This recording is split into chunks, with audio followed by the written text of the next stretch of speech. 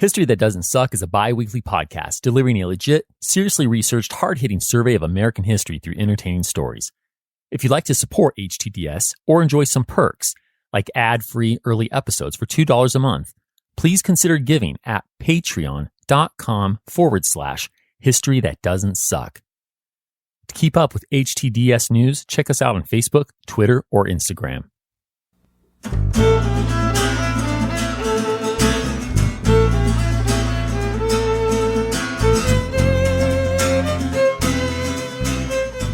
Welcome to History That Doesn't Suck.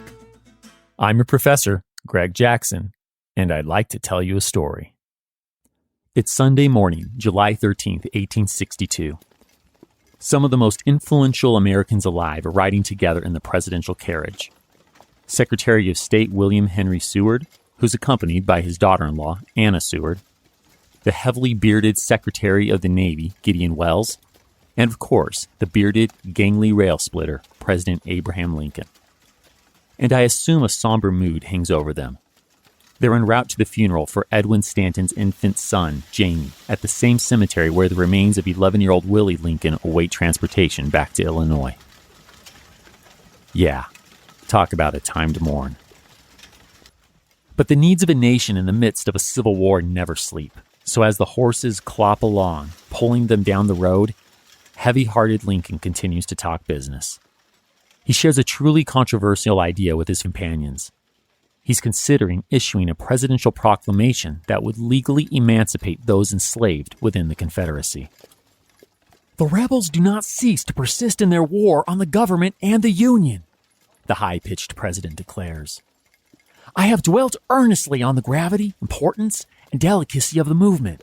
I have given it much thought and have come to the conclusion that it is a military necessity absolutely essential for the salvation of the Union.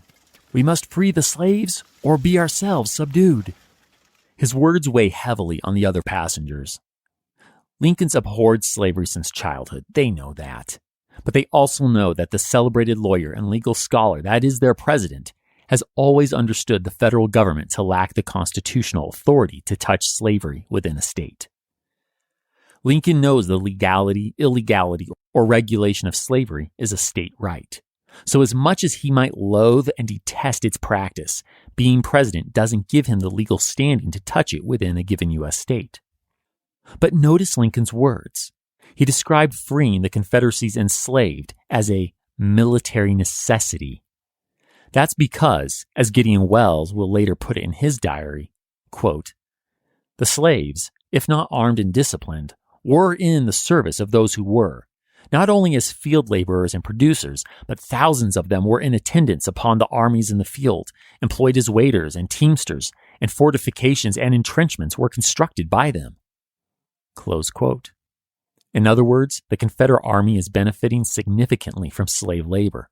And given the Confederacy's ongoing success after more than a year of fighting, including Robert E. Lee's victory over George McClellan's far larger forces at the 7 Days Battle less than 2 weeks ago, yes, Lincoln thinks ending slavery within the rebelling states is a military necessity. And if that's the case, then it could be argued that he, as Commander-in-Chief of the U.S. Armed Forces, can do so by proclamation through his constitutionally granted war powers. But this carries huge risks. To an extent, he would be changing the nature of the war. The narrative of fighting only to preserve the Union will no longer hold. This would force an acknowledgement that this war is in fact largely about slavery, and aside from those radicals known as abolitionists, will Northerners abide this? Will they fight and die to end slavery? This could also mean overhauling the entire Southern economy after the war, and who knows what other unforeseen consequences. The carriage moves along. The lone, clean-shaven man among them, Secretary of State William Henry Seward, speaks up.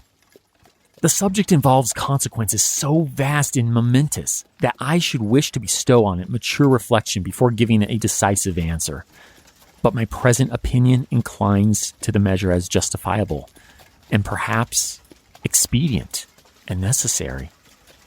Gideon, or Neptune as Lincoln likes to call the Navy Secretary, agrees with that sentiment. But as anti-slavery as everyone in this carriage is, They all need more time to reflect on such an enormous move. The conversation picks up and drops off several times as their journey continues. As they near their destination, Lincoln makes a pointed request of his cabinet members. Give the question special and deliberate attention. Something must be done. And with that, the conversation ends. They descend from the carriage at Oak Hill Cemetery. Over a year into this war, we finally come to it. The story of the Emancipation Proclamation.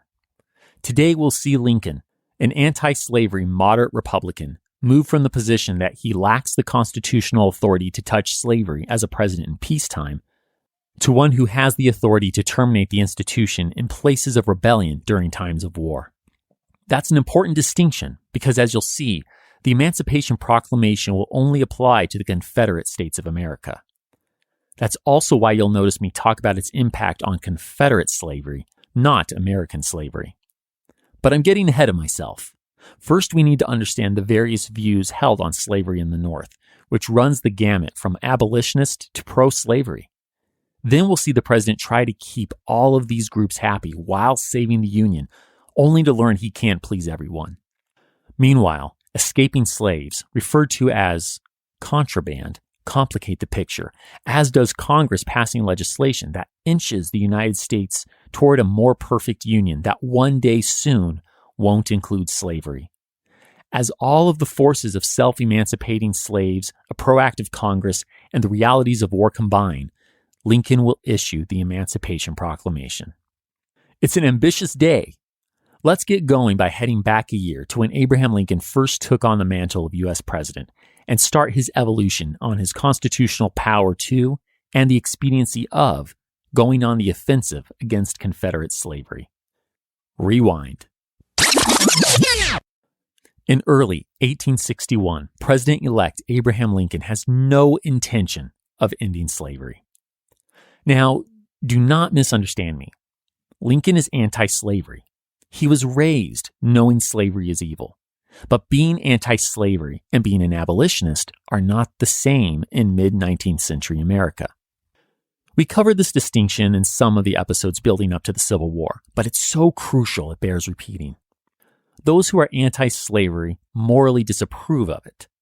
They do not want the expansion of slavery to new U.S. territories. They might even want to see slavery rolled back in places where the federal government holds jurisdiction, like Washington, D.C. But they are not going on the offensive where slavery is already entrenched and constitutionally legal, i.e., slave states. Sure, they hope slavery will die a natural death in those places, as it has in the North, but this is generally as far as the anti-slavery crowd goes. They recognize the legal, though not moral, status of the institution in the United States. Those who call for an abrupt end to slavery in any and every U.S. territory and state, disruption to slavery-based economies be damned, those are abolitionists. And they are considered radical.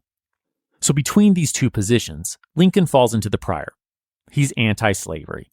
Of course, historians and others will argue over just how anti-slavery or even abolitionist Lincoln may or may not be privately, but that will all be conjecture. At least in public and to this point, Honest Abe falls into the moderate Republican camp of being anti-slavery. And he's been in this camp consistently. We heard him affirm his anti-slavery, moderate Republican brand repeatedly when he famously debated Democrat Stephen Douglas during their 1858 contest for a U.S. Senate seat back in episode 43. If you don't recall that one, it's definitely worth revisiting. Stephen did everything he could to depict Lincoln as a radical abolitionist during those debates. Meanwhile, Lincoln did everything he could to come off as a moderate. Their strategies reflected the fact that both men knew only the more moderate position even had a chance of winning in the northern state of Illinois. And despite Lincoln's best efforts, pro-slavery Democrat Stephen Douglas won the seat.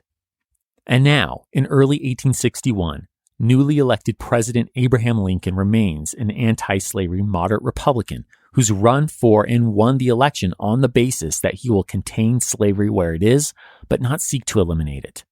He reiterates this as he stands before 30,000 Americans in Washington City delivering his inaugural address on March 4, 1861.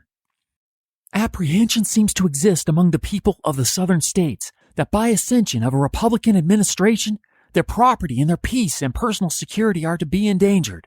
I have no purpose, directly or indirectly, to interfere with the institution of slavery in the states where it exists.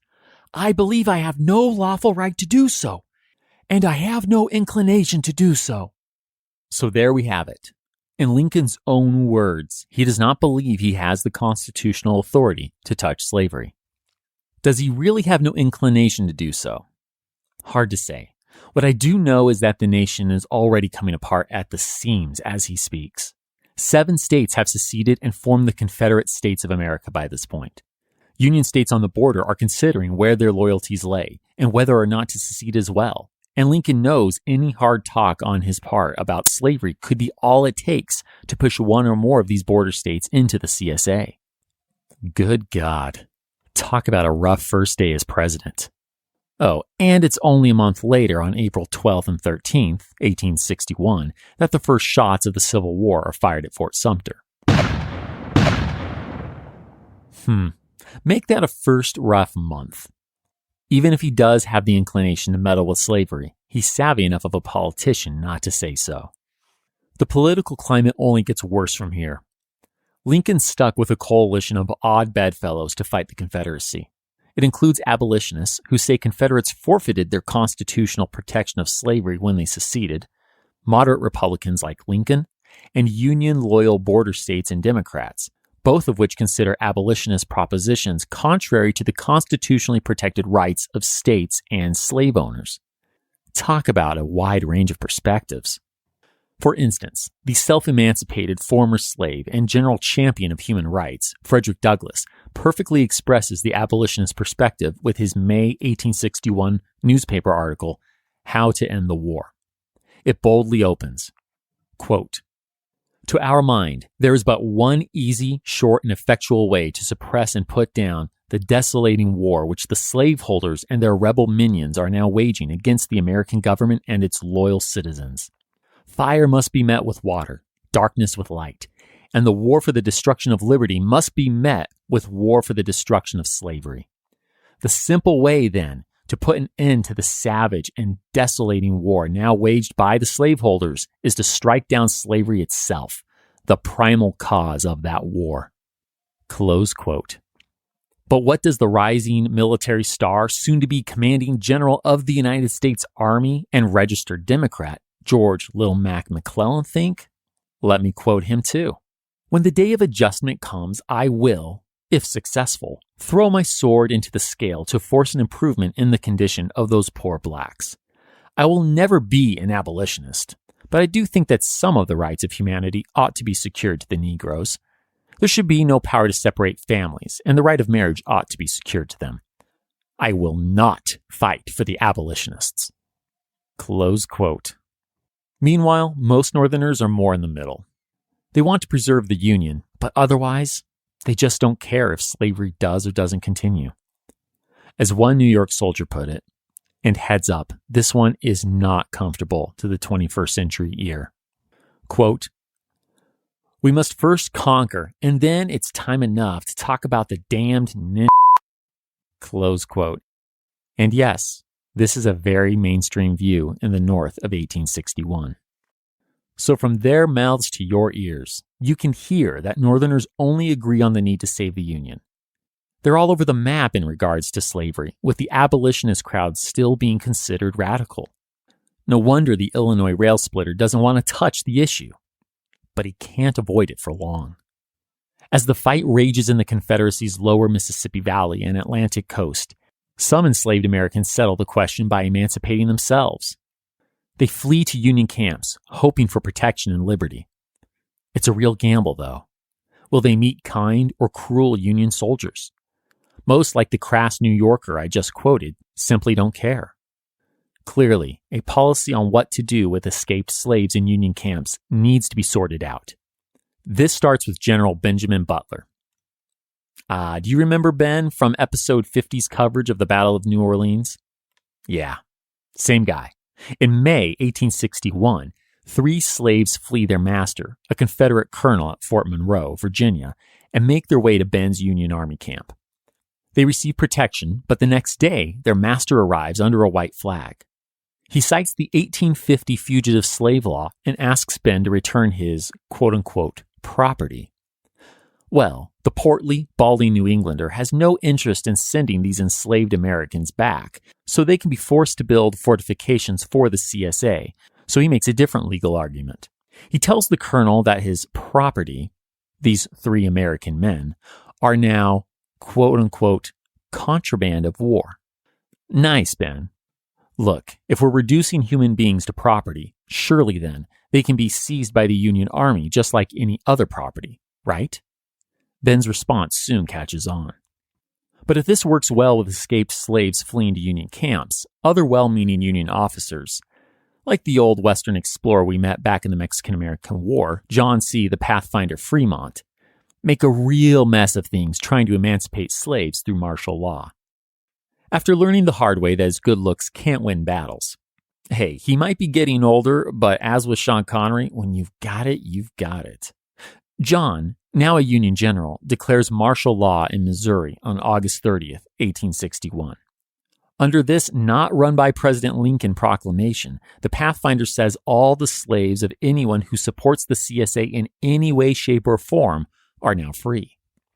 Lincoln's pissed. Remember the delicate coalition I described earlier? At this very moment, Honest Abe is in the midst of trying to keep border state Kentucky from joining the Confederacy, and this is not encouraging the slave state to stand Union strong. John has inadvertently created a political nightmare that could cost the Union another state. Lincoln asks him to walk this proclamation back to align with Congress's new Confiscation Act. Passed on August 6th, it permits the U.S. to legally confiscate property, and yes, that means slaves, directly being used to promote the Confederacy's fight. But John refuses. As Kentucky screams, Lincoln feels compelled to order the Pathfinder to dial it back. This finally calms the bluegrass state. Another crisis avoided, but it's becoming evident to Lincoln that he can't keep dancing around slavery. The anti-slavery moderate is going to have to move one direction or the other. As we enter 1862, Lincoln starts to settle on his decision. He's leaning towards emancipation. But the rail splitter is going to take a different approach than Congress or his generals.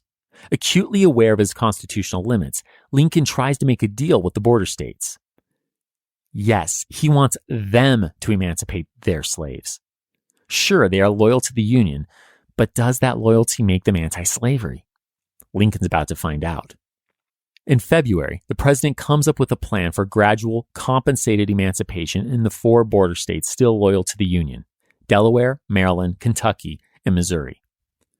Lincoln decides to start in Delaware, so his scheme gets a super creative name: the Delaware Plan. His idea is brilliant, its name, not so much. Anyway, here's what Lincoln tells Delaware. He wants them to emancipate their slaves, as has been done in many northern states, and offers to pay about $400 per slave to compensate slave owners. Lincoln has Treasury Secretary Salmon Chase run the numbers, and he knows that he's good for the money. So he tells Delaware he's not picky about how the state abolishes slavery, immediately or gradually, but he argues that in so doing, Delaware will send a signal to the rebel states that it will never join their cause. Lincoln gets his friend from Delaware, Representative George Fisher, to shop this scheme around his state's legislature. If I can get this plan started in Delaware, I have no fear but that all the other border states will accept it, Lincoln tells him. While George Fisher takes straw polls in the Delaware Senate and House, Lincoln sends a message to Congress. On March 6, 1862, he asks them to pass a joint resolution that calls on all 4 border states to give up slavery. The United States ought to cooperate with any state which may adopt gradual abolishment of slavery, giving to such state pecuniary aid. Many congressmen are on board, but the border states definitely aren't. One Delaware newspaper editor runs the numbers, and he figures the feds will have to cough up $900,000 for all the slaves in his state. He writes, quote, "No man in his senses supposes the government intends to give Delaware $900,000. If it ever buys the slaves, Delawareans will be saddled with the cost." Close quote. With that kind of negative press, Lincoln has to take his time to make his case to the border states. He meets with their congressmen and pitches his Delaware plan, knowing that he lacks the authority to force emancipation down the border states' throats. But even with his offer to compensate slave owners, they refuse. The best response he gets is from Maryland's state reps, who send a note thanking Lincoln for, quote, proffering cooperation with those states which desire the emancipation of slavery, close quote. But it's not going to work for them. They explain, quote, before the adoption of that scheme, if it were even practicable, the slaves will have all escaped, close quote. So it's a no from Maryland. The other three border states are even more forceful. It's more of a hell no from Missouri, Delaware, and Kentucky. This setback frustrates Lincoln. But after being forced 2 steps back by the border states, he finds a way to take 1 step forward. On April 11, 1862, 1 day shy of the anniversary of the firing on Fort Sumter, Congress passes a law abolishing slavery in Washington, D.C. It offers current slave owners federal compensation and is very similar to one that Lincoln proposed when he was a congressman back in the 1840s. The president's pleased as can be. I have never doubted the constitutional authority of Congress to abolish slavery in this district, he says. Of course he hasn't, because Washington, D.C. is not a state. As every one of its future 21st century residents driving around with license plates reading taxation without representation can tell you, D.C. is under the purview of Congress. Anyway, Lincoln happily signed the Washington, D.C. Emancipation Bill on April 16th. Many abolitionists praise Congress and Lincoln for this action. Henry Ward Beecher writes, quote, we have found by experience that though Abraham Lincoln is sure, he is slow, and that though he is slow, he is sure. Close quote. Of course, emancipation hits a snag. The newly freed black men, women, and children don't have access to any services.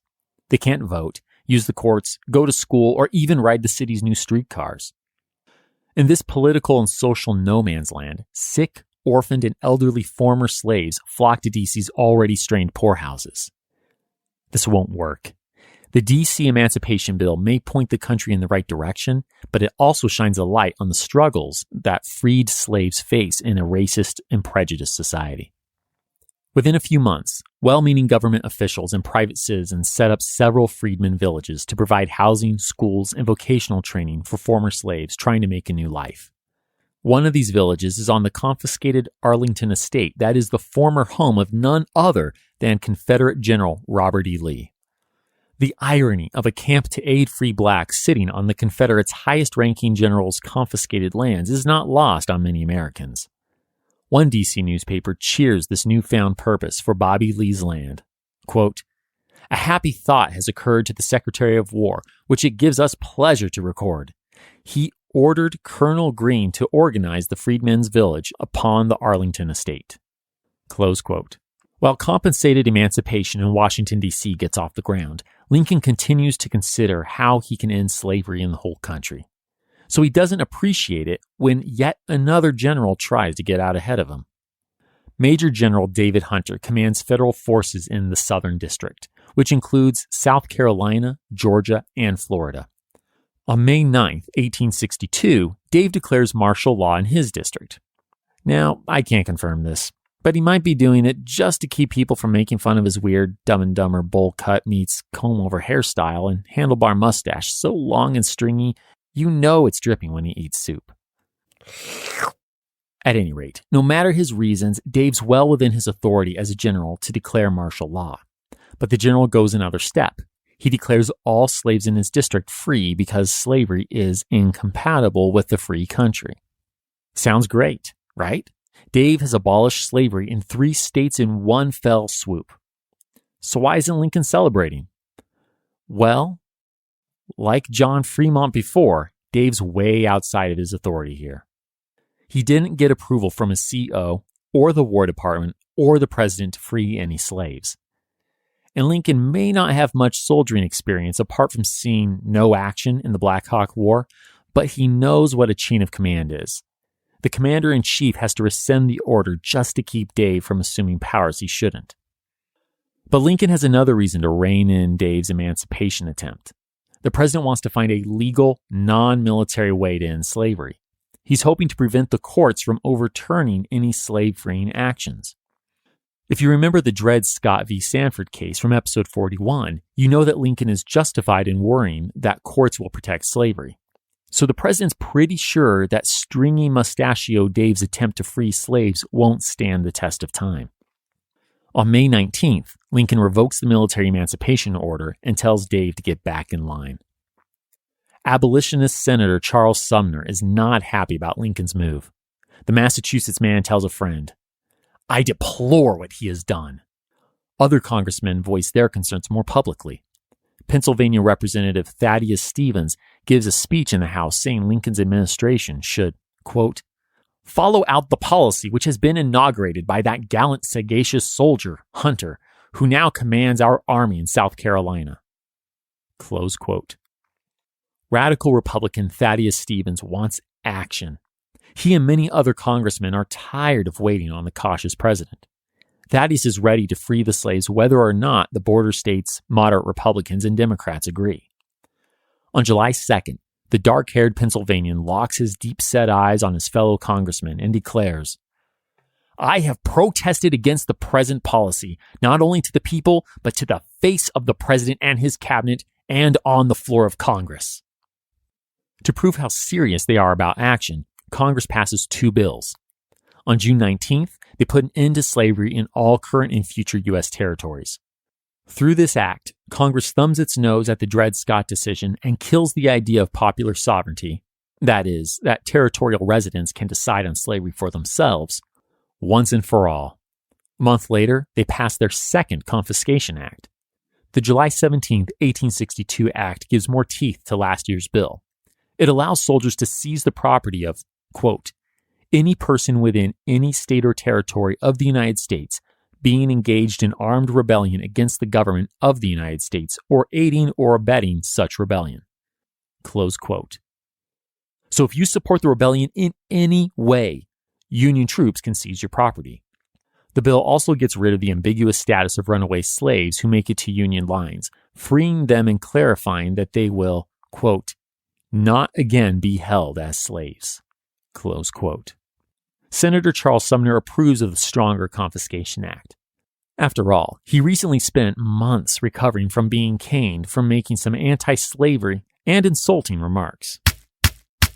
Want that story? Check out episode 41.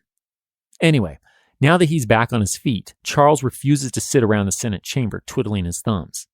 When discussing this latest Confiscation Act, the mutton-chop sporting legislator tells his fellow senators, quote, "the slaves of rebels cannot be regarded as property, real or personal. At home, beneath the lash and local law, they may be chattels, but they are known to our Constitution only as men." Close quote. And Lincoln agrees. He's pretty sure this congressional act will hold up in court and any slave freed under it will be able to remain free. But he still wants a more permanent, all-encompassing emancipation plan. Before doing anything drastic, Lincoln tries to bring in the border states one last time. On July 14th, he meets with 20 representatives from the loyal to the Union but slave-holding states. Again, he offers them federal funding for any emancipation plan they can put on paper. That night, they send him a strongly worded reply. Basically, they tell Lincoln he can take that Delaware plan and shove it up his top hat. I can almost picture these guys sitting around a desk writing this letter together, their scribes eagerly trying to record every insulting and emphatic phrase they blurt out. The last line of their rejection message tells Lincoln, quote, "confine yourself to your constitutional authority."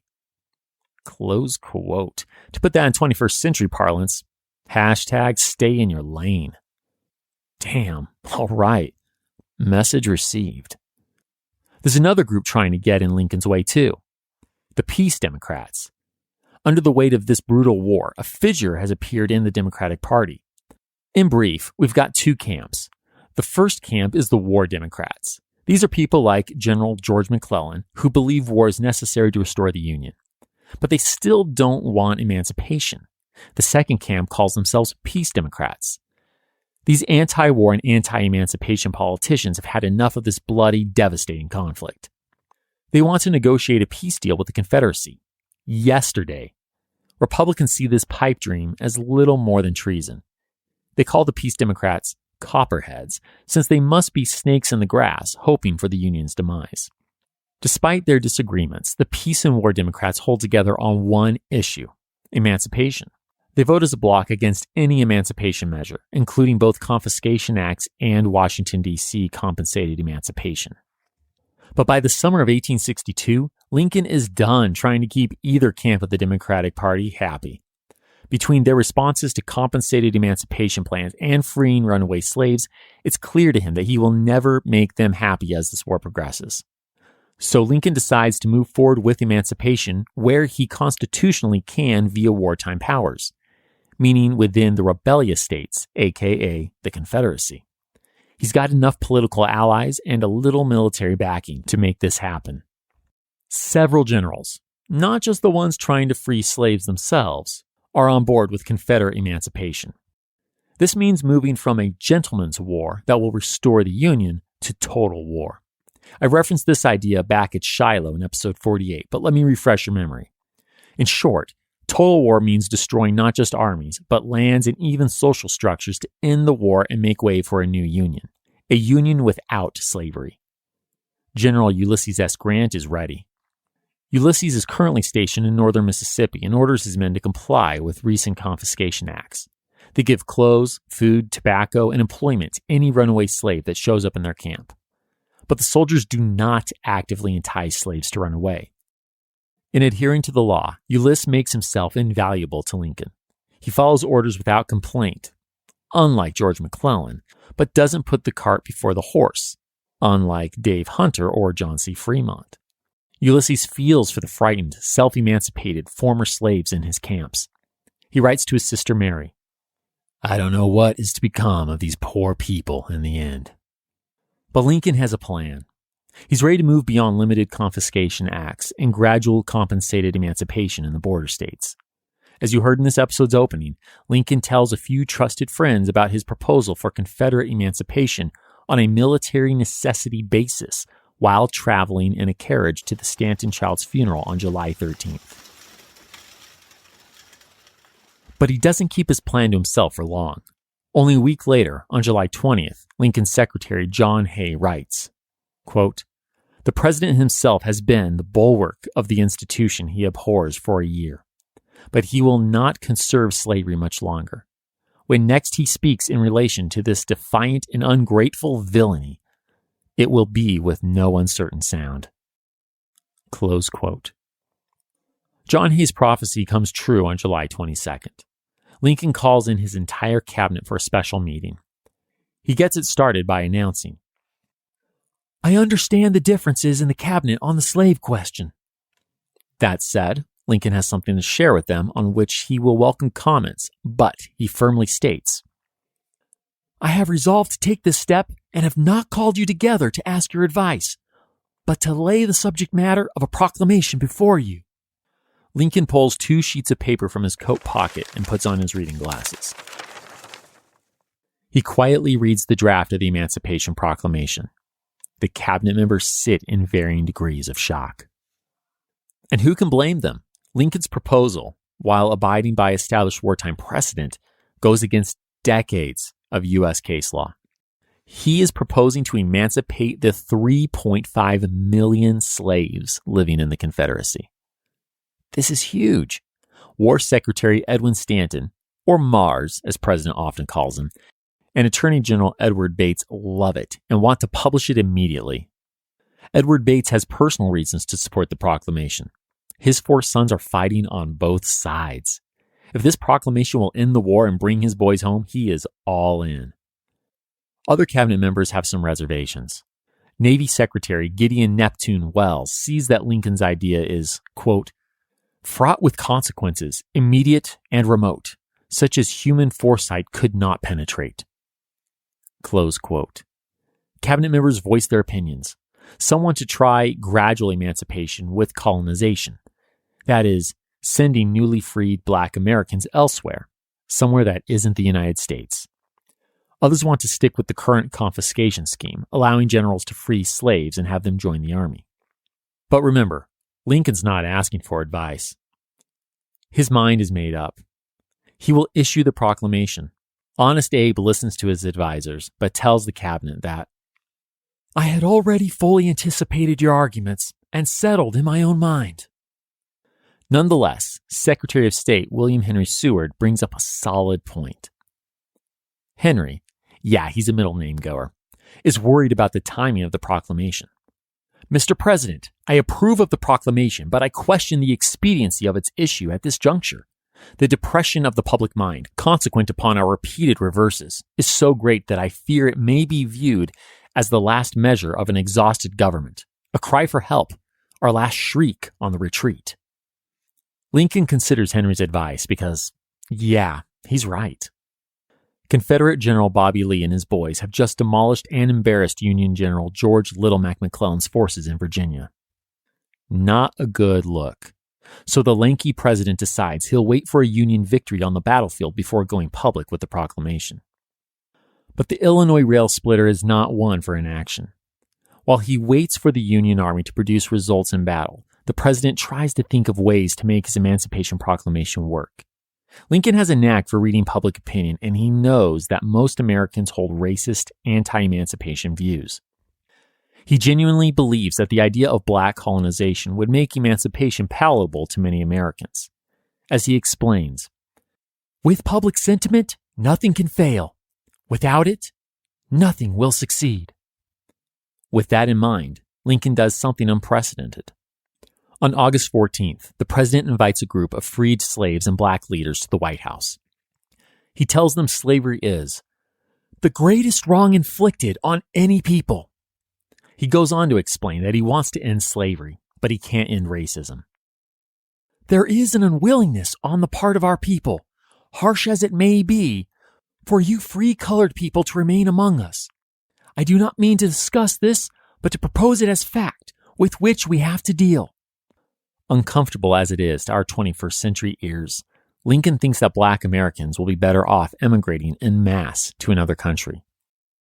The president asks his guests to educate other former slaves and free blacks about the benefits of colonization. He wants them to gather volunteers for a government-sponsored colonization pilot program. But they're going to get a hard no. Many black leaders denounce the proposal. One man writes to Lincoln, quote, "This is our country as much as it is yours, and we will not leave it." Close quote. Frederick Douglass publicly calls Lincoln out on his, quote, "contempt for Negroes," close quote, and his, quote, "canting hypocrisy," close quote. The abolitionist newspaper, The Liberator, argues that the U.S. has enough space for every person on the globe, so why should it consider exiling, quote, "the entire colored population to a distant shore," close quote. It seems that while Lincoln may have a good sense of white public sentiment, he does not have a finger on the pulse of black popular opinion. After the scathing backlash, he stays quiet on black colonization. This experience, along with his future interactions with black soldiers and leaders like Frederick Douglass, changes Lincoln's mind. He will eventually learn to respect his black fellow countrymen and forever abandon the idea of colonization. In the meantime, Lincoln finally gets the Army victory for which he's been waiting. As you heard in episode 52, on September 17th, Union General Little Mac squeaks out a victory against Confederate General Bobby Lee's army at Sharpsburg, Maryland.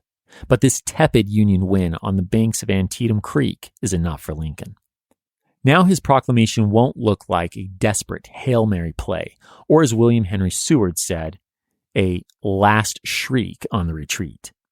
Instead, it will add fuel to the brightly burning fire of the Union's cause. So on Monday, September 22nd, Lincoln tells his cabinet that he will issue the Emancipation Proclamation the next day. On a vulnerable and personal note, Lincoln reveals to his trusted advisors, "When the rebel army was at Frederick, I determined as soon as it should be driven out of Maryland to issue a proclamation of emancipation. I said nothing to anyone, but I made the promise to myself and to my Maker. The rebel army is now driven out, and I am going to fulfill that promise." He goes on, saying that the action of the army against the rebels has not been quite what I should have liked.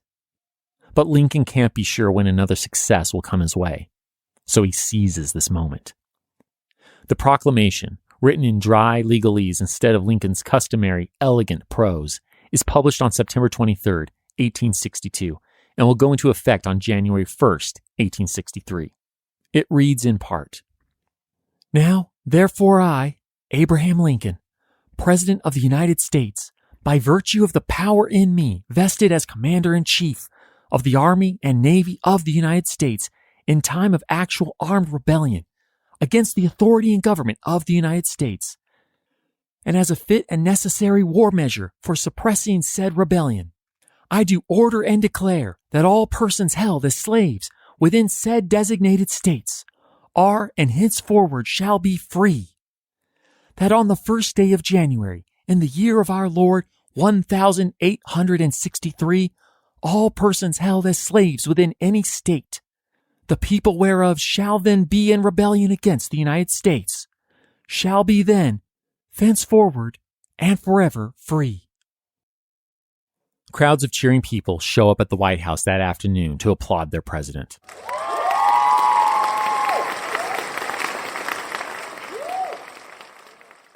Lincoln comes to a window and gives an impromptu speech. Though it won't go into effect for a few months, Lincoln tells his supporters that this proclamation will change the course of the war.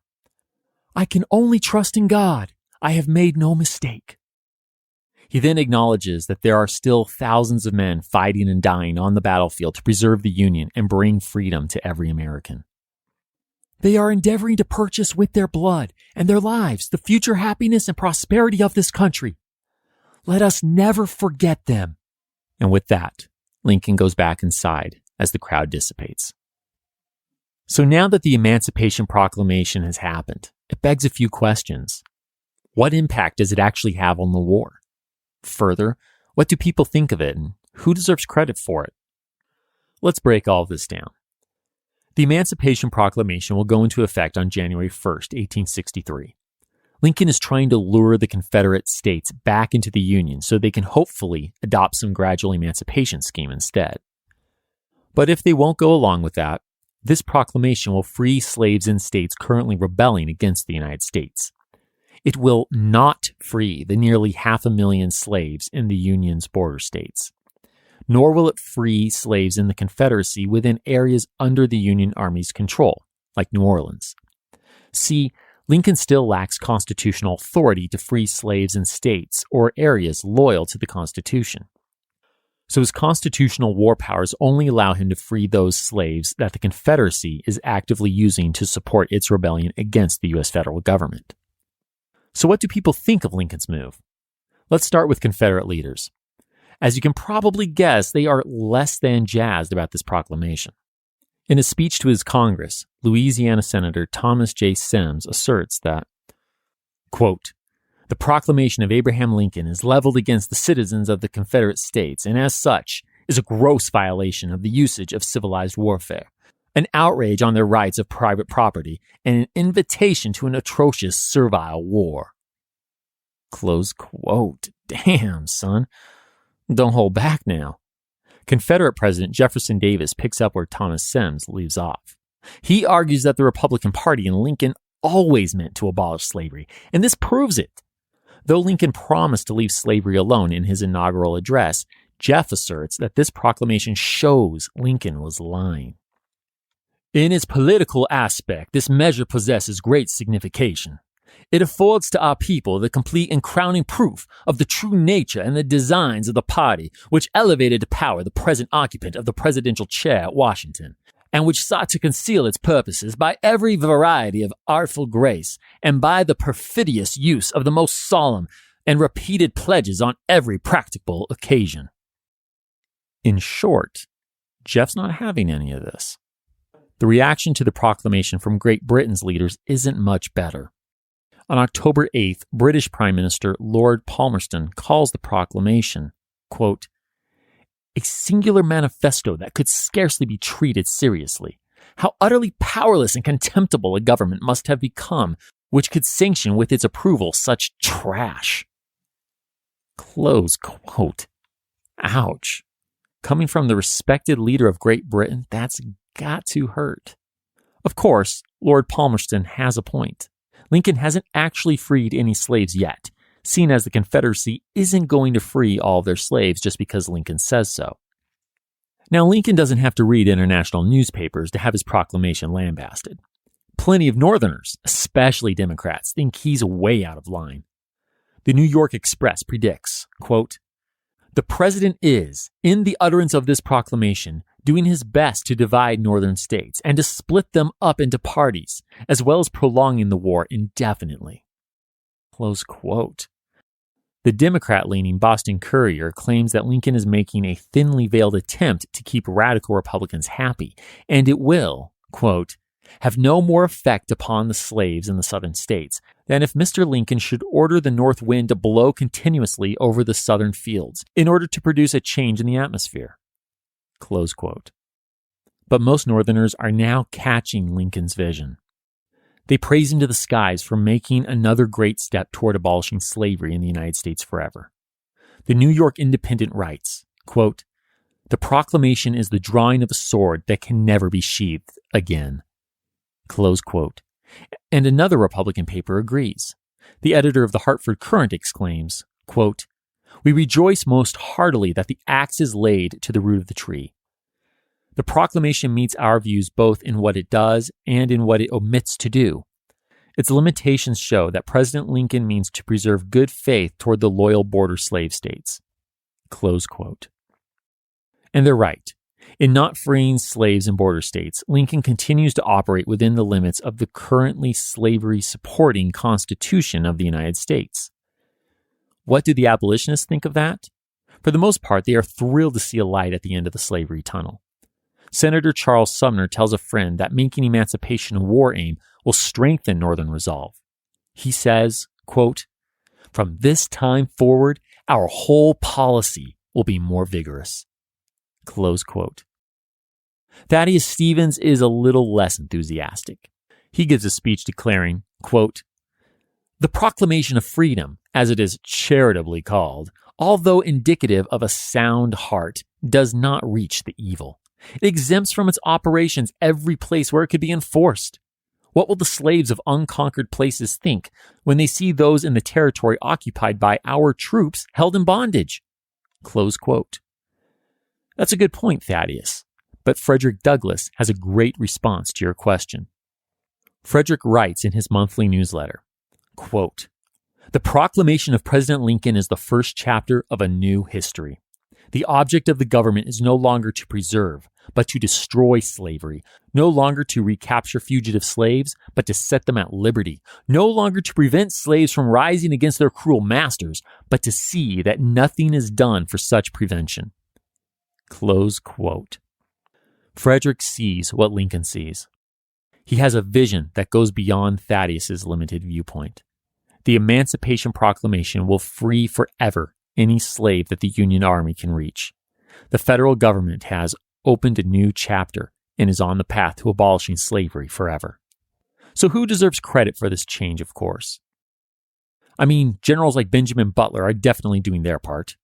And so is Congress. The Confiscation Acts paved the way for Lincoln's proclamation. But Lincoln takes the ideas of both of these groups and runs with them. His proclamation, which works within current legal limits while keeping an eye on the future, is nothing short of revolutionary. Of course, none of these people would have acted when and how they did without slaves themselves pushing the issue. It's brave runaways emancipating themselves and showing up in Union Army camps that forces generals, Congress, and Lincoln to act. All of these people deserve a piece of the credit pie, so let's give it to them. First, Union generals. Benjamin Butler should get another star on his uniform for coming up with a legal way to keep and protect any runaway slave that came to his camp. Sure, John Fremont and Dave Hunter tried to free slaves in their areas, but they did it outside their authority, so Lincoln had to shut down their operations. Of course, Ulysses S. Grant should get a little credit too. He followed the Confiscation Acts to the letter, and when Lincoln rolls out the Emancipation Proclamation, Ulysses energetically finds a way to make it work. Like Lincoln, Ulysses has taken a personal journey, and his views on slavery have changed. He goes from a man who isn't bothered by slavery to one who has a vision for integrating Black Americans into the Army and society. Frederick Douglass praises Ulysses' efforts to care for recently freed slaves, saying that the general, quote, was always up with or in advance of authority, furnished from Washington in regard to the treatment of those of our colored then slaves. Close quote. Damn, that is high praise. Moving on to our second group of people who deserve recognition for making the Emancipation Proclamation happen. Congress. It's rare that a U.S. Congress can get so much done in just 2 years, so it's important to acknowledge the role these guys play. After all, Republicans in 1860 campaigned on a promise to halt slavery's expansion into the territories, and Congress delivered on that promise. Add to that the 2 confiscation acts and abolishing slavery in D.C., and these congressmen earn a high five from me. That brings us to the great emancipator himself, Abraham Lincoln. Now, a lot of people like to give all the credit for emancipation to Lincoln. Obviously, I'm not quite doing that. But he does deserve a lot of brownie points for his part in this. Across the first 2 years of the war, the Kentucky-born president changes his views on slavery. He goes from disliking the institution to trying to get others to emancipate slaves to finally exercising every power he can to end slavery. From our 21st century vantage point, we can almost see his views evolve and change as he gears up to issuing the proclamation. But he is bound by a slavery-upholding constitution. So Lincoln uses his razor-sharp legal mind to find a way to emancipate millions of slaves. He knows that his proclamation leaves hundreds of thousands of men, women, and children still in shackles.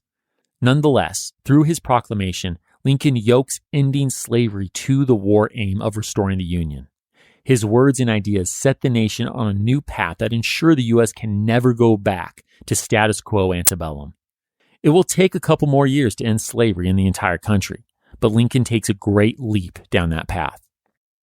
Last, but certainly not least, much credit and recognition goes to the slaves themselves. Like thousands of their predecessors who ran to freedom before the war, slaves emancipate themselves as soon as the first shots are fired at Fort Sumter. Many enslaved men and women do not sit and wait for freedom to come to them. They take themselves to freedom. I wish I could tell you what these men and women felt as they crossed into Union lines. Unfortunately, many of their voices have been lost to history. But 21st century historians are doing their best to bring their contribution to the fore. More and more historians are studying and praising the major role that slaves played in their own emancipation. Taken together, the Union generals, Congress, President Lincoln, and the slaves themselves bring about the 1862 Emancipation Proclamation. After 66 years of constitutionally sanctioning the practice, the United States has taken a massive, firm step on the path to ending slavery forever. History That Doesn't Suck is created and hosted by me, Greg Jackson. Researching and writing, Greg Jackson and CL Salazar. Production and sound design, Josh Beatty of JB Audio Design. Musical score, composed and performed by Greg Jackson and Diana Averill. For a bibliography of all primary and secondary sources consulted in writing this episode, visit historythatdoesn'tsuck.com. HTDS is supported by fans at patreon.com/historythatdoesn'tsuck. Josh, CL, and I are beyond grateful to you kind souls providing funding to help us keep going. Thank you. And a special thanks to our patrons whose monthly gift puts them at producer status. Will Caldwell, Jason Karstens, Stephen Davis, Andrew Fortunati, Margaret Graves, Dex Jones, and John Leach. Join me in 2 weeks where I'd like to tell you a story.